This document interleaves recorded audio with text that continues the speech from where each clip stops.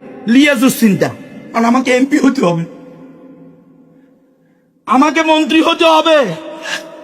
এবারে আওয়ামী লীগের সাথে দালালি করে হোক, বিএনপির সাথে দালালি করে হোক, অথবা মৌদুদিবাদের সাথে দালালি করে হোক, কিন্তু আমাদের আকাবির আস্তাফরা আমাদেরকে এটা শিক্ষা দেন নাই। আজকে আমাদের মধ্যে আমি খুব আশাবাদী ছিলাম, আশান্বিত ছিলাম যে ইনশাআল্লাহ দীর্ঘদিন পরে হলেও ইসলামী দলগুলো এক হবে নিজেদের মধ্যে।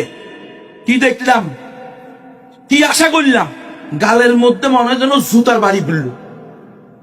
ইরে কেউ গিয়া মৌদুদিবাদের সাথে কি করতেছে, আপোষ করতেছে, জোট করতেছে, কেউ গিয়া বিএনপির সাথে জোট করতেছে।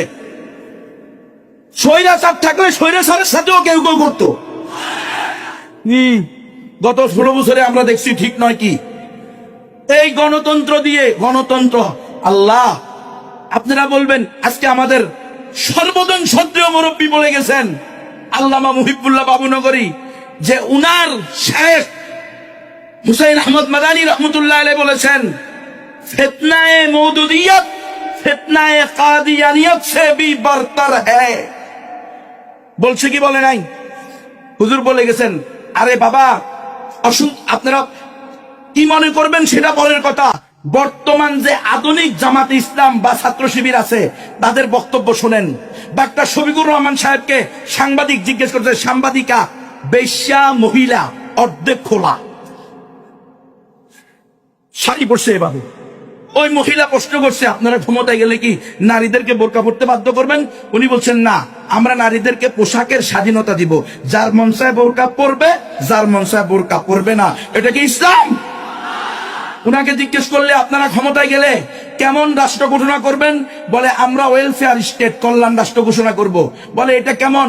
বলে যেই রাষ্ট্রে নারী পুরুষে ভেদাভেদ থাকবে না, যেই রাষ্ট্রে ধর্মে ধর্মে ভেদাভেদ থাকবে না।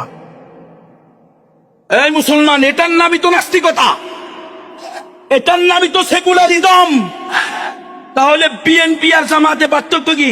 বিএনপির ফখরুল ইসলাম আলমগীর বলছে আমরা ইসলামী শরিয়ায় বিশ্বাসী না, আমরা ইসলামী শরিয়া চাই না। তাহলে নিশ্চিত মুরতাদ, বেঈমান।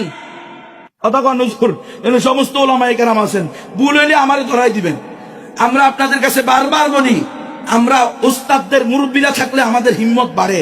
আরেক দিক দিয়ে ভয় পাই না জানি বেয়াদবি হয়ে যায়, আর হিম্মত বাড়ে এই জন্য মুরব্বীর কাছে সবক শোনাইলে মুরব্বীরা ধরে দিবেন গুনবি এটা সঠিক না, এটা বেঠিক। আমরা উম্মতের কাছে তওবা করব। তাহলে আধুনিক জামাত ইসলামের আকীদার মধ্যে, আদর্শের মধ্যে দেখেন ডাক্তার শফিকুর রহমান বলে দিল যে ওই জামানায় তরবারের জিহাদ যেরকম ফরজ ছিল, এই জামানায় ভোট দেওয়া, যেই ভোটের ভিতরে আপনাদের হাটাদারি মঈনুল ইসলাম হাটাদারির প্রধান মুহতামিম সাহেব, উনার যেই মূল্য আপনাদের হাটাদারির মুসির সেই মূল্য। আল্লামা জুনায়েদ বাবুনগরীর মায়ের ভোটের সেই মূল্য, মুহিবুল্লাহ বাবুনগরীর মায়ের ভোটের যেই মূল্য, জুনায়েদ বাবুনগরীর নানির ভোটের সেই মূল্য, বেশ্যা লম্পটনি তৈয়ুসের ভোটের সেই মূল্য।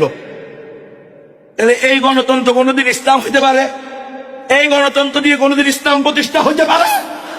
এই মুসলমান, আমি বলেছি গণতন্ত্র করতে করতে এমন পরিস্থিতি আসবে, এক সময়ে আপনি মুরতাদ হয়ে যাওয়ার সম্ভাবনা থাকবে। আজকে